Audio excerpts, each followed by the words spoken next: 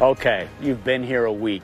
You've played 2 or 3 practice rounds. You've walked the course. You've done everything you needed to do to prepare. You worked with your swing coach. You worked on strategy with your caddy. You worked with your personal trainer and your sports psychologist. And now you've landed here at the 72nd hole of the U.S. Open with a chance to win.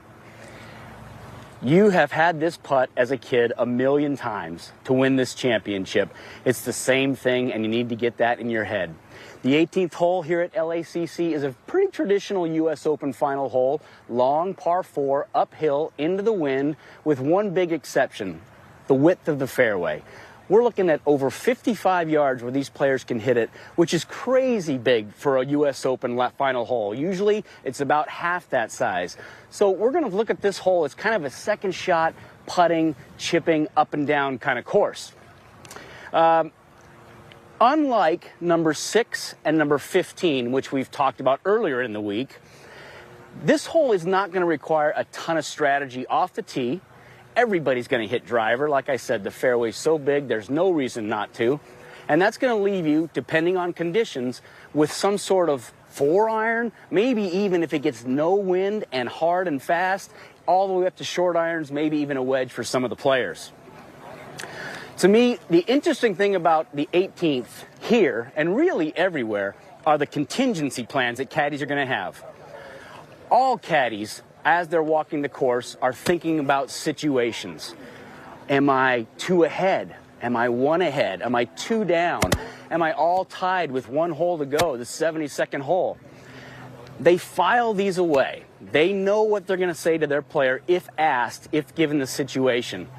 Now, you might not use all those, but you have them. So when he asks on that 72nd hole, under pressure, you've got it. You've got the answer right there, ready to go. It's accessible, and you know it's there. You don't have to sit there and fumble with your yardage book and, I'm not sure, let's see, no. You're going to say, boss, this is what you're going to do right now. That's hugely important in that situation. Give him that confidence. Now, a player is so focused on execution. That's why the caddy has to have all that in his head. You might talk about with your player during practice rounds, but you're not going to talk about it until he asks you that specific question. The less, the better. One of the interesting things on the 18th is when you get out of position off the tee. Now, we said it's a huge fairway. Obviously, it is. But if it's not, what do you do then? If you miss the fairway, what do you do then? You can see this front area on 18.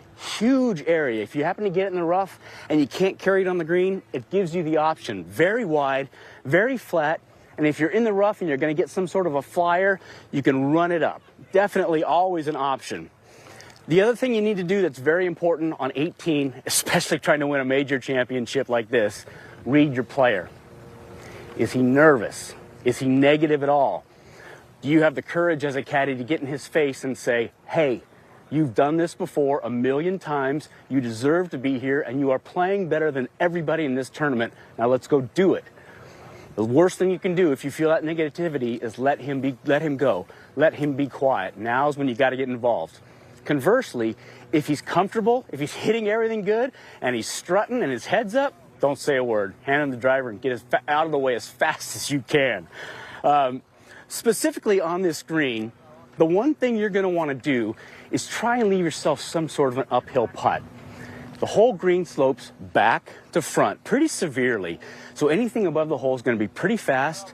Anything pin high, pretty big breaks. So if you can leave yourself below the hole, no matter what the hole location, probably better off.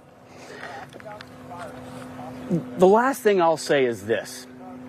There are 2 things you need to think about on this green if you're trying to win. 1, routine, routine, routine.